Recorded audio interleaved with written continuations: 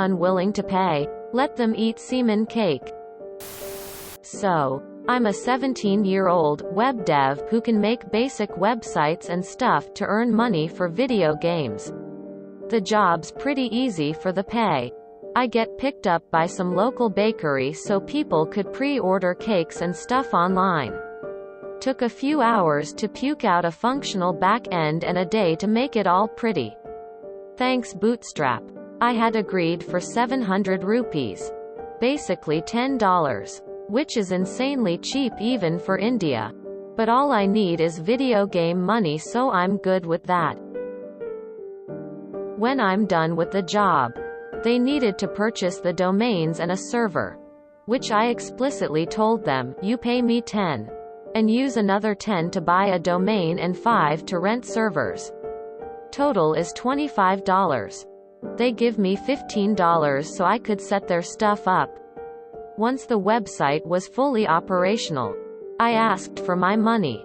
But apparently they didn't want to pay because, if I wasn't hosting the server anyways, why do I need compensation? Quote, because apparently time has no value. The thing was I could still access the server as I had the credentials for the server. So I go home, log in and make one tiny change.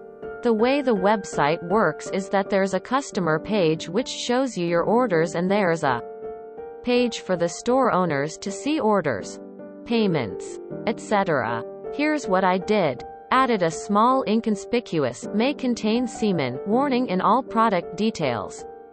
In the page where it shows you order confirmations to the customer, some options are changed with semen. So like semen frosting. One by random.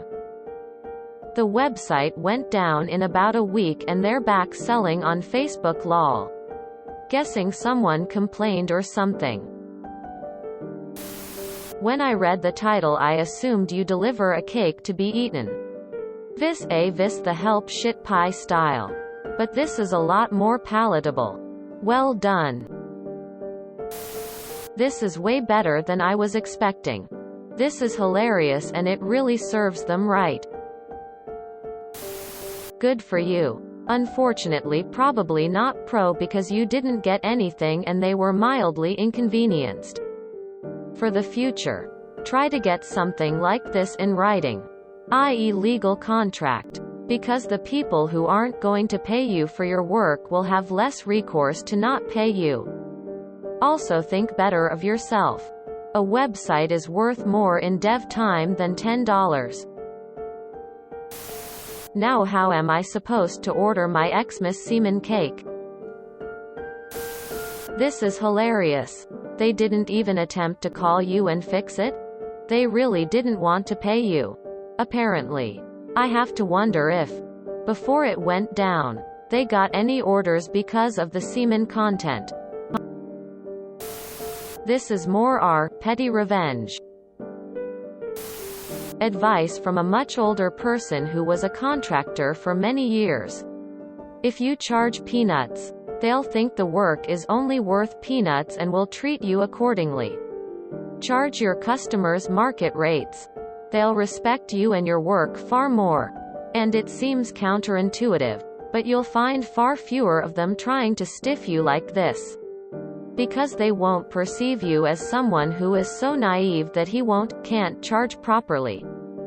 It's also worth charging properly because it affects the way they'll pay the people who come after you. In my field, people without many years under their belt get a lot of do it for the exposure requests. That drives prices in general down and takes paid work away from others in the community. I never, ever did work for exposure. Exposure doesn't feed my kids. Money does.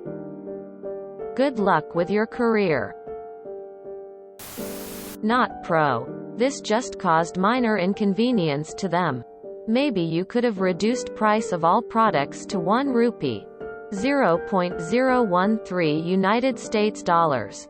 That could have damaged the business a little. You should have wreaked a lot more havoc than that for non-payment. But still, Subtle things like that can have lasting impacts on the brand's trustworthiness. A longtime web designer, web maintenance freelancer here, along with other trades such as graphic design, etc. I hope you wouldn't mind my dropping a few tips for you. Dude. Next time, don't charge low. You're only attracting scumbag clients, since the good ones are willing to pay more. And secondly, require 50% upfront payment before starting any work, and then charge 25% in the middle of completion. Then the final 25% upon completion of the project. And always have a contract drawn up and signed by all parties before starting the job, with what I may remind you. A 50% upfront payment must be made upon signing, or the ball won't start rolling. Period.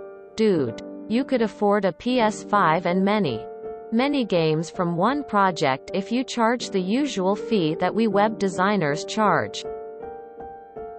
So don't sell yourself short. Loved your revenge though, but I wouldn't have done that because you could get your ass sued over that. So be careful in the future.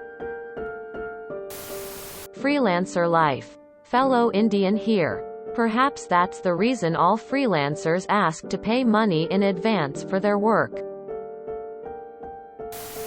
Well, this story didn't go quite as gross as the title made me think it would, lol. That's what they get for being huge cheapskates. If they're too cheap to pay the guy to make a website, what else are they too cheap to do? I wonder. That's why you use not paid. Their page will progressively disappear until they pay. Winking face. Noob. 1. Randomly redirect the customer to a competitor's website or Facebook page. 2. When the customer finalizes their order, add a random value to the final cost from $20 to $30,003. Randomly pick a different settings from the customer's settings. 4. Add a function to the most visited page that clears the database on random intervals. 5. Add a function to the most visited page that floods the database with seeded orders. 6. Randomly put important texts in marquee. 7. Float buttons and randomly move them across the screen when hovered. Make the chance to around 1 to 10% just so it's very hard to catch what happened. First, you should have marked up the domain and the hosting, so you can profit a little on that. Have them pay you for the hosting and pocket a couple bucks a month as long as they have the website.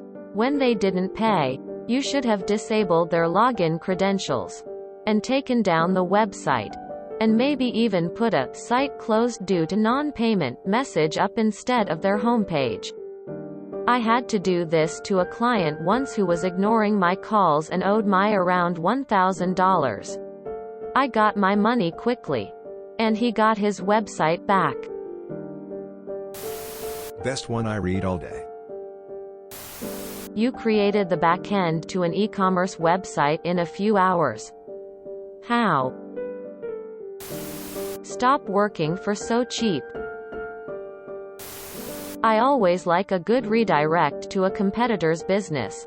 They won't even know what's happening. That approach showed spunk. If you enjoyed this video, please check out our playlists full of similar content. Epicaricast is like doom scrolling for your ears. Please like, share, and subscribe.